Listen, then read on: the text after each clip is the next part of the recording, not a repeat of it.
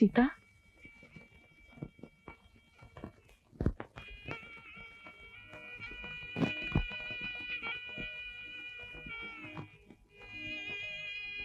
तुम दोनों अपनी अपनी जिद पर अड़े हुए हो। वो अपने साथियों के लिए अपनी जिंदगी कुर्बान करने पर तुला हुआ है, और तुम अपने साथ वालों के लिए अपने जीवन साथी को गंवाने पर तुली हुई हो। एक बात बता दो बेटी, जब तक कोई चीज हमारे पास होती है तो उसकी कीमत का अंदाजा नहीं होता, मगर वो खो देते हैं तो जिंदगी भर पछताना पड़ता है।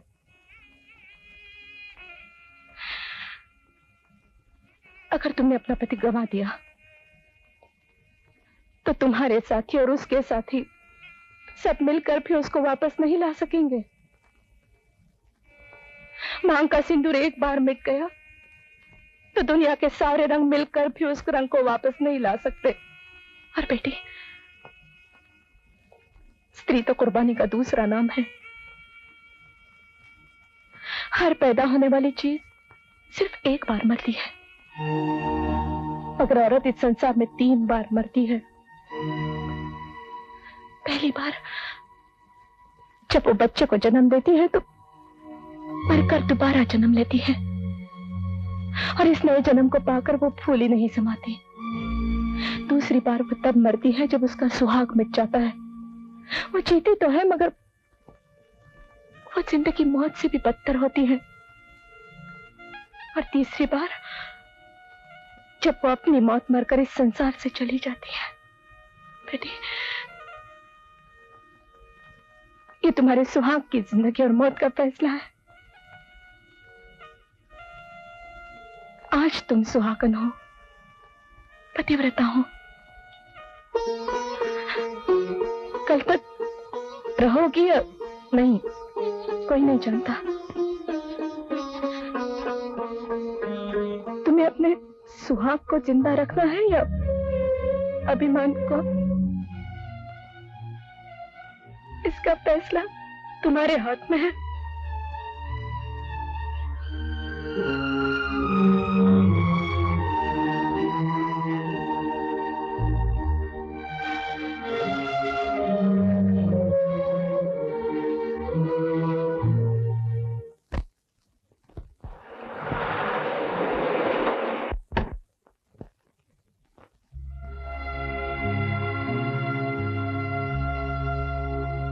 रामबो, रामबो, मालकिन आ गई।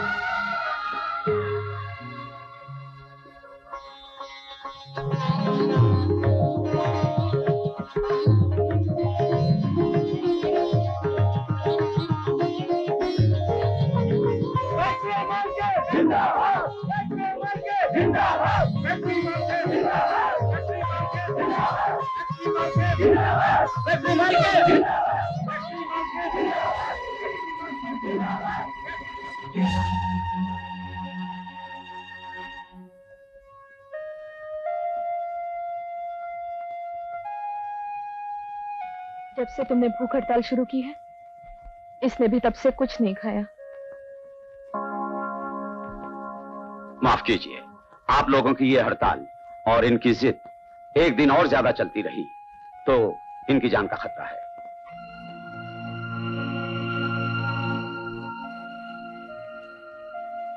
सीता,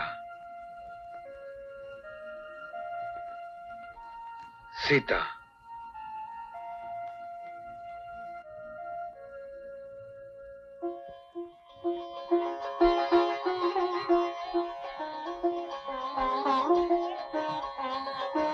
सीता,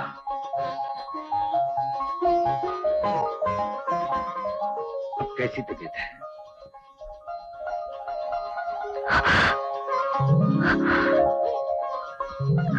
राम,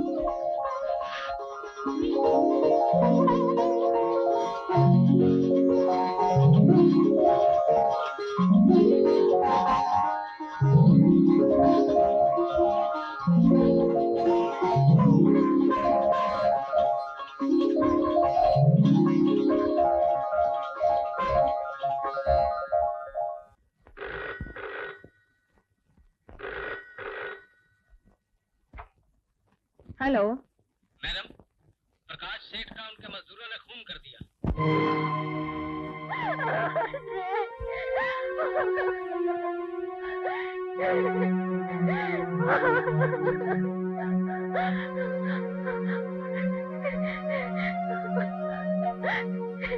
ये कैसे हुआ? तुम्हारी वजह से। मेरी वजह से? हाँ, तुम्हारी फैक्ट्री में मजदूरों ने हड़ताल कर दी। हमारी फैक्ट्री में मजदूरों ने काम करने से इनकार कर दिया। इसके कबल तुम्हारी मौजूदगी में हम लोगों ने फैसला किया था कि मजदूरों का कोई डिमांड पूरा नहीं किया जाए, चाहे उनमें से कोई मर ही क्यों न जाए। लेकिन तुम्हारी फैक्ट्री में हड़ताल खत्म किसने की? किसने खत्म की है हड़ताल? वो तुमने अपने पति की जिंदगी बचाने के लिए चैम्बर का कानून तोड़ दिया और इनके मजदूरों ने इनको मार मार के खत्म कर दिया। तुमने हम सबको धोखा दिया है। अपने अहंकार को जिंदा रखने के लिए तुमने मेरे पति की जान ले ली। तुम मेरे पति के कातिल हो, कातिल हो। इस बात का क्या जवाब है तुम्हारे पास? बोलो, बोलती क्यों नहीं? जवाब दो।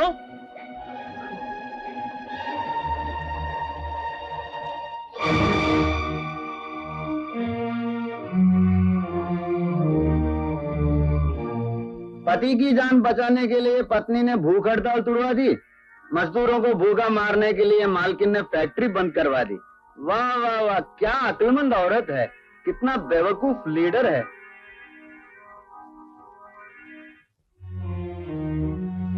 तो तुम लोग यहाँ भी आ गए? क्या मतलब है आपका? मतलब फैक्ट्री के मालिकों की जान लेने वाले इस फैक्ट्री के मालिक के यहाँ भी आ गए, ये मतलब था मेरा। मैडम, आप कहना क्या चाहती हैं? साफ साफ कहिए। ज्यादा भोले बनने की कोशिश मत करो। कोशिश तो आप जैसे लोग करते हैं, जो दिखते कुछ और हैं और असल में कुछ और होते हैं। हम तो सीधे साधे लोग हैं, तभी तो आपके बहकावे में आकर अपनी भूख हड़ताल खत्म कर बैठे। हाँ, बहुत भोले हो तुम लोग। यहाँ भूख हड़ताल खत्म की, वहाँ एक फैक्ट्री के मालिक को खत्म कर दिया। हमने नहीं, हमने किसी को खत्म नहीं किया, किसी और ने किया है। ऐसी तो तुम लोग उन मजदूरों से अलग हो। अगर तुम में से किसी एक के साथ बेइंसाफी होती है तो तुम सब मिलकर एक हो जाती हो, और अगर हमारे साथ जुल्म होता है तुम सब अलग अलग हो जाते हो। वाह, क्या वसूल है, क्या नियम है तुम लोगों के। इस बहस के लिए हम यहाँ नहीं आए। हम सिर्फ ये पूछने आए हैं कि आपने फैक्ट्री बंद क्यों की? अपनी मर्जी से, अपनी खुशी के लिए। आपकी मर्जी और आपकी खुशी आपकी जाती जिंदगी में चल सकती है मैडम, फैक्ट्री में नहीं, क्योंकि फैक्ट्री आपकी नहीं, जनता की मिल्कियत है। इस फैक्ट्री में मेरा पैसा लगा है। पैसा लगाकर आपने सिर्फ फैक्ट्री का ढांचा खड़ा किया है, उस ढांचे में आत्मा हमने डाली है। फैक्ट्री मजदूरों का भविष्य है और आप अपनी मर्जी से हमारे भविष्य पर ताला नहीं लगा सकती। अभी कानून जिंदा है, इसलिए इससे पहले कि मामला आगे बढ़े, दुनिया तमाशा देखे, बेहतर यही होगा कि हम आपस में समझौता कर लें। तुम लोगों से समझौता करने के बजाय मैं फैक्ट्री बंद रखना ज्यादा बेहतर समझती हूँ। मतलब आप मालिक और मजदूर के रिश्ते को तोड़ देना चाहती हैं? जो रिश्ते बोनस की बुनियाद पर खड़े रहते हैं और हड़ताल की आवाज से टूट जाते हैं, मैं उन रिश्तों के टूटने की कभी परवाह नहीं करती। एक बार इस नाजुक रिश्ते की डोर टूट गई मैडम, उसके बाद 1000 गांठें बांधने के बाद भी दोबारा नहीं जुड़ेगी। जब तक मेरे गले में ये पवित्र धागे की गांठ बंधी है, मुझे किसी गांठ के टूटने और जुड़ने की कोई परवाह नहीं।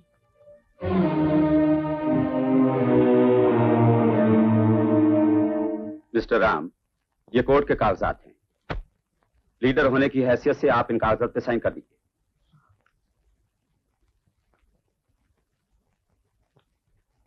पेन नहीं चल रहा। सीता, जरा पेन देना।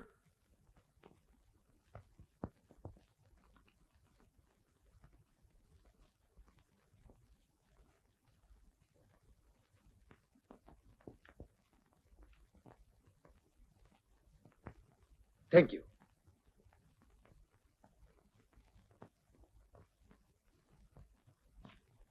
लीजिए वकील साहब। Mister Ram, wish you all the best. मजदूरी ये केस जीत के ही रहेंगे। थैंक यू वकील साहब, थैंक यू वेरी मच।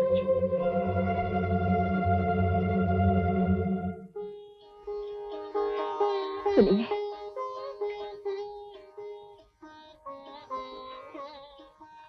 अरे सीता, ये क्या कर रही हो? तुम्हें आशीर्वाद देने के लिए तो पास से भगवान है, मगर मेरे इस दुनिया में एक ही भगवान है और वो तुम हो। मुझे आशीर्वाद दो। इस केस का फैसला मेरे हक में हो। मेरी दुआ है कि इंसाफ की जीत हो, सत्य की विजय हो।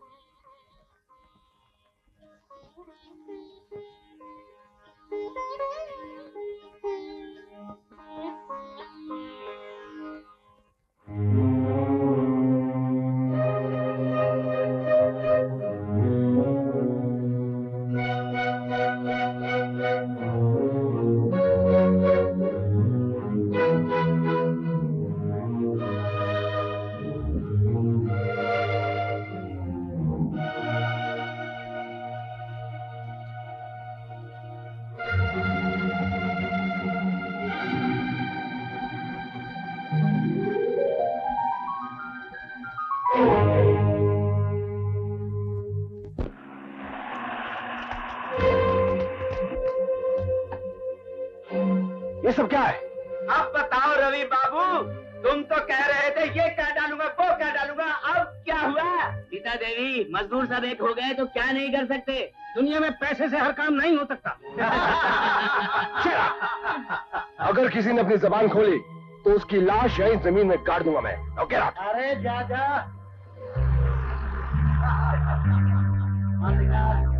राम भैया जिंदाबाद, राम भैया जिंदाबाद, राम भैया जिंदाबाद, राम भैया जिंदाबाद, राम भैया जिंदाबाद। राम भैया। राम, अंदर आओ। दरवाजा बंद कर दो। इधर आओ। आज चारों तरफ तुम्हारी जय जयकार हो रही है। राम भैया जिंदाबाद, हमारा यूनियन लीडर जिंदाबाद।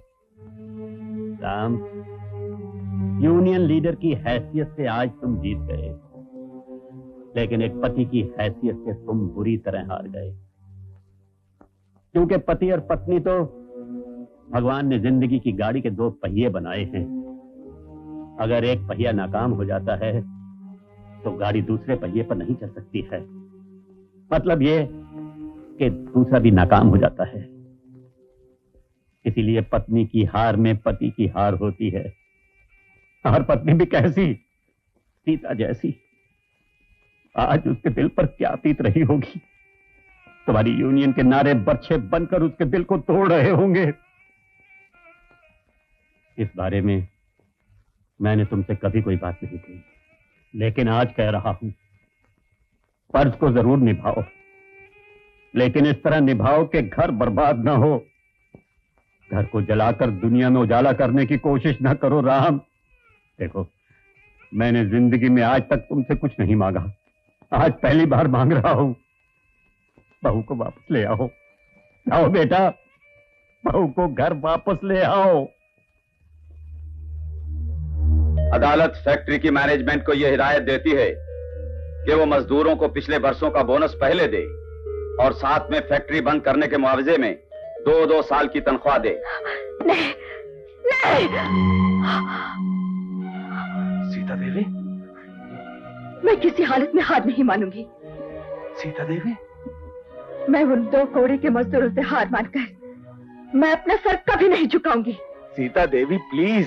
मैं अपने दौलत जायदाद में आग लगा दूंगी, लेकिन कोर्ट के कहने पर उन लोगों को कभी नहीं दूंगी, चाहे उसके लिए फांसी क्यों ना हो जाए।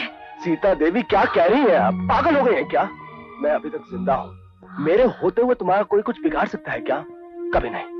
मैंने एक बड़े वकील से सलाह की है, मेरे पास कोर्ट के एक्शन का रिएक्शन मौजूद है। हम कोर्ट में ये साबित कर देंगे कि फैक्ट्री आज से 2 साल पहले हमने किसी और को बेच दी है। फैक्ट्री बेचेंगे? क्या करना इस फसाद की जड़ को रखकर? हम फैक्ट्री किसी बड़े सेठ को बेचकर पूरा पैसा कैश में ले लेंगे और कागजात पे आज से 2 साल पुरानी तारीख डाल देंगे। फिर सेठ जाने और वो मजदूर will be totally out of it. ठीक है, बेच डालो फैक्ट्री।